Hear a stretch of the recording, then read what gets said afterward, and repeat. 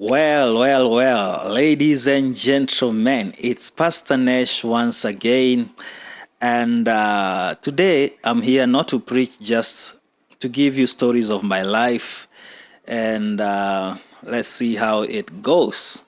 And so today, for this first episode, I want to start with a bad day in office. One of those bad days in office.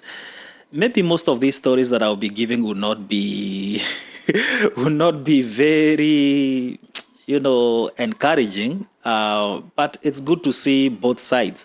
I have another series that I do of miracles that may be one of the encouraging parts, that may carry the encouraging stories. But maybe these ones that I'm going to give will be stories that of some of the bad things I've gone through in life. So on this one, let me give you one of the many or of the few bad days in office as a pastor. And so this happened sometime, I think, in 2019. Yes, this happened sometime in 2019. We had a church in Juja, Kenyatta Road. It was pretty new. I think we had just gone a year because the church started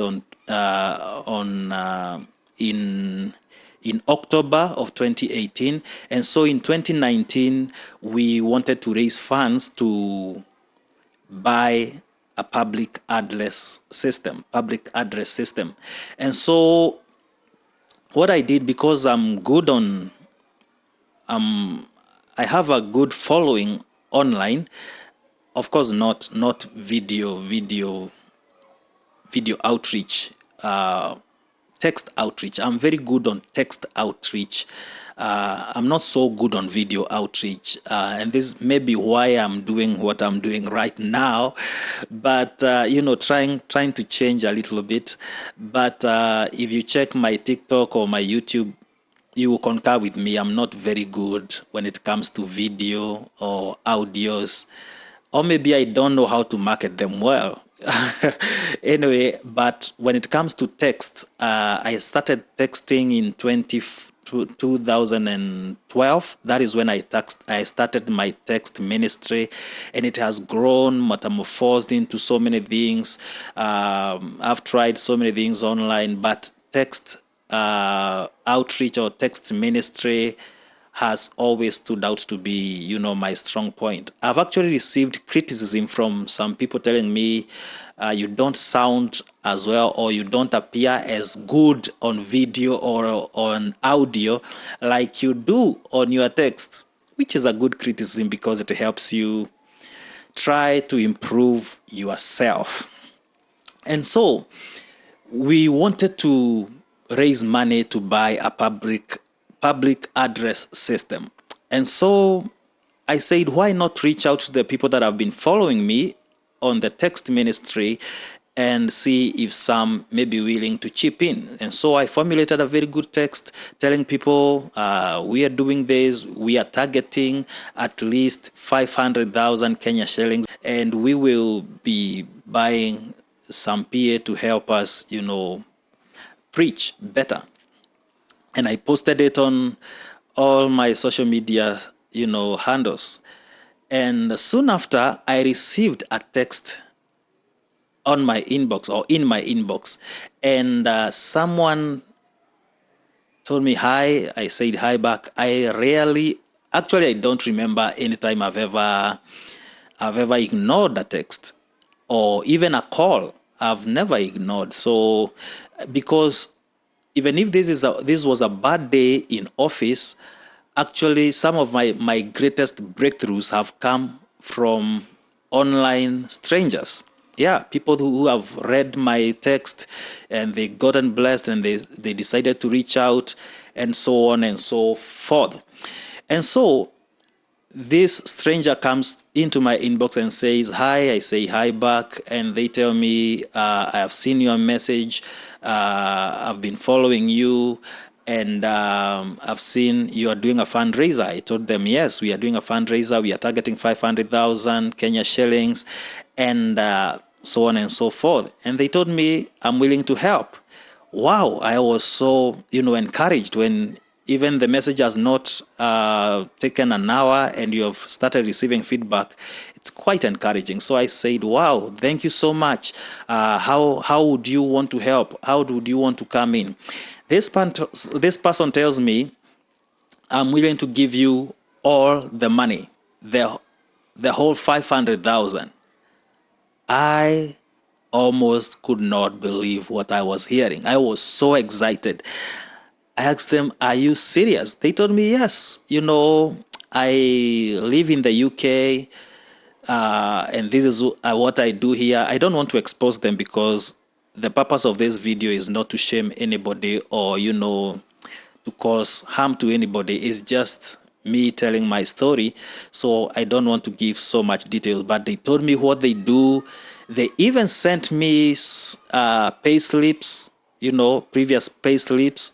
Whether they were real or fake, I don't know. I didn't, as you will note from towards the end of this video. And then, and they told me, 500,000 is nothing to them. Actually, they told me, I'm going to go a level higher. I'm willing to give you more than 500,000. I said, what? They told me, yes, I'm willing to give you more than 500,000. 500,000 is peanut to me, so I'll give you more than that. I said, wow.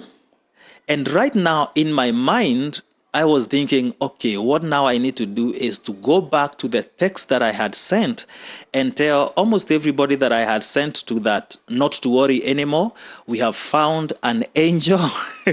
We have found an angel who is going to foot the whole bill. And as I was thinking about that, this person tells me, but there is a condition to this money. I told them, okay, what's the condition? Maybe it's something that I can do. And they tell me the only thing you need to do is to become my lover. Okay.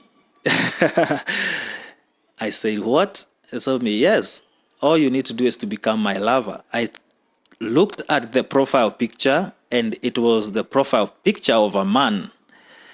And I told them, I see your profile picture is that of a man. So, and do you know you are speaking to a fellow man? They told me, yes. And that is why I approached you. I want you to become my lover. I told them, okay, that may not work. That may not work because, I am a fellow man. And I'm not like that. I'm straight, I don't move like that. I told them, do you know I am a pastor? They told me, yes. And the way they were talking to me, I should be finishing. The way they were talking to me is like, they were making this like it's not a big deal. Even when I say I'm a pastor, it's not. It's like it's not a big deal. What has that got to do with what I'm telling you? I told them, okay, I am not like that. I will not be able to do what you are requesting me, and I think this deal may not work. They said, okay, if that's so, then you are forfeiting this money, and I'm willing to give you more than this. They told me, because they were not in Kenya, they were telling me, you'll be traveling, you'll be coming to where I am, and all things will be catered for. I have a few missionaries in Kenya. I can give you one of them. You can be living there even with your family, and then you manage the others for me. And my goodness, I told them, this cannot happen. I'm not able to do whatever you are telling. I was so disgusted. I was so, I could not believe what I was hearing. Then, because I was so angry, I typed a message and pasted it on my status. And let me tell you another shocker that I had that day. A musician that I had respected so much, a gospel musician that I had respected so much came into my inbox and told me that they had seen what I had posted, and they asked me, a fellow man, musician, came and told me they had seen what I had posted, and they asked me why I would let such an opportunity slide by. I told them, are you serious? They told me, yes, you can't let that go. Give me the number of that guy and I'll show you how we will eat this money. I asked this musician, my friend, are you on that side? Are you like that? And after a little pressing here and there, they told me, yes, that's how I roll. So just give me the number and I'll show you, I'll give you your share. I tell you, I had to block both of them. Both the one that was offering and this other one that was requesting for this, because I cannot be a pimp. Or so to say, I can't agree to be the one who is connecting these people, yet I'm not, advocating for that. And so that was one of the bad days in office for me. And this taught me one thing, that sometimes faith is not faith unless you are willing to give up some of these so good-looking pleasures for the sake of your faith. That, sometimes we pray to God and we are praying, but at the back of our minds, we have another option, or if another option comes that compromises us, we are ready to give into that, even if we were praying to God. So sometimes we are not blessed by God, because when He looks at our hearts, because we cannot hide things from God. So when He looks at our heart, He sees that our faith is not real faith in Him, but we are praying to Him because we think that is the easy way out. But if an easier way than waiting on God comes by, we are ready and we are willing to compromise. My friends, that's my story. God bless you.